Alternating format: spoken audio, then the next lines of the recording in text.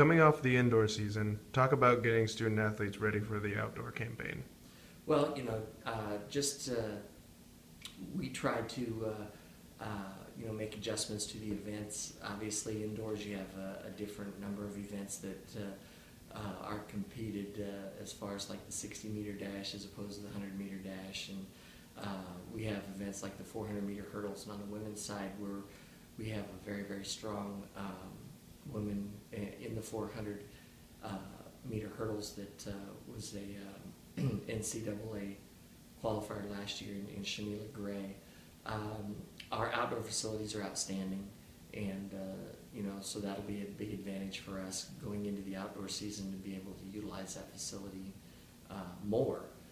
We try to get on it even as much as we can in the wintertime because our indoor facilities are a little bit limited, but we will make the adjustments to those longer events. And even with like the throws and things, we have indoors you have the 35 or the 20-pound, or for women it'd be the 20-pound weight throw, whereas outdoors you have the hammer throw, and so there are some adjustments that have to be made for those differing events.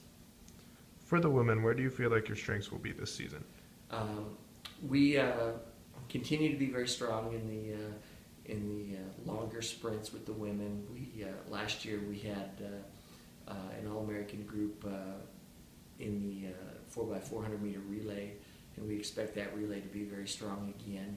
I mentioned that Shamila Gray will be real strong in the 400 meter hurdles, both hurdle races actually, and we have some 400 meter runners, both the Mason girls, Maya and Michaela Mason, they're twins, are good in the 400 meters.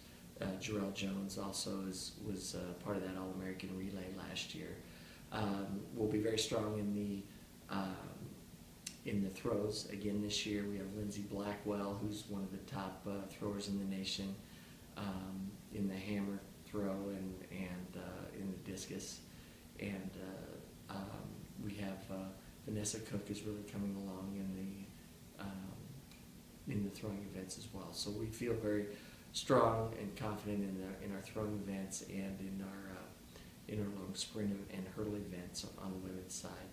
On the distance side, we have newcomer Hannah Finchamp, who's a national class triathlete, and she's adjusted very well to some of the longer distance events, and we're looking forward to seeing her compete in the 5,000 and 10,000 in the spring. What newcomers for the women do you expect to make a big impact?